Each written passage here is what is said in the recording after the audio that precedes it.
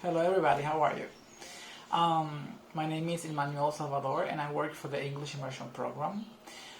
If you want to know a little bit about this program is an English course which is based in the Dominican Republic and is quite famous. So today what I am going to be doing is the following. We are going to be working with will and be going to. First, I am going to give you some definitions of will, and then I am going to be giving you some definitions of be going to, and of course, we are going to be making some examples in each of the categories to see if you can understand them and if I can understand them. I know you will, so let's go ahead. First, when do we use will? It's a decision at the moment of speaking.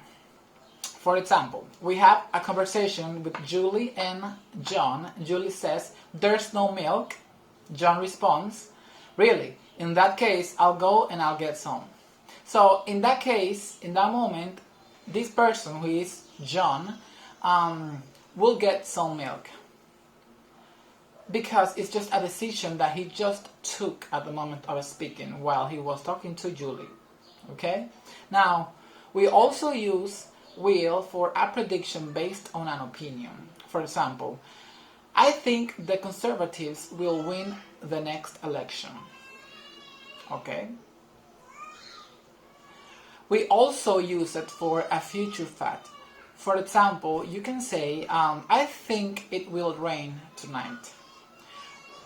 My sister thinks it will snow tomorrow. So, you don't know.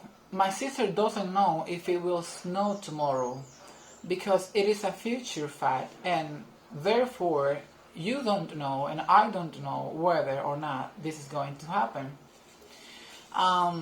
Another example can be I think there will be a tornado. I don't know. I mean, I can be looking at the news, watching the news, listening to the radio, using my cell phone, and I don't know whether or not this is going to be happening or not, because it's something that is out of your hands, it's out of my hands, and therefore we don't understand what it is that is going to be happening. We can say, the sun will rise tomorrow. You don't know if it's going to be a sunny day. I don't know if it's going to be a sunny day. We also use will for promises. We also use it for requests, refusals, and offers. I'll help you tomorrow if you like. I promise I will help you with the homework.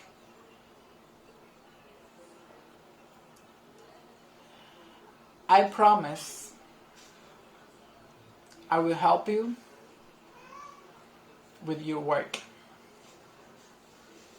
Okay, now we have be going to. When do we use be going to? Well, be going to plus the infinitive, So it's a decision before the moment of speaking. For example, we have the same two people. We have Julie and we have John. And Julie is saying, there's no milk. John is responding, I know. I'm going to go and get some when this TV program finishes. We also use it for a prediction based on something we can see or hear. Now, the Conservatives are going to win the election. They already have most of the votes.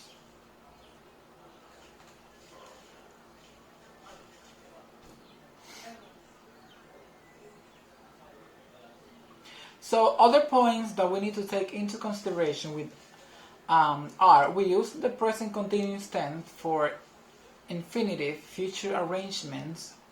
Often it doesn't really matter if we choose be going to or the present continuous.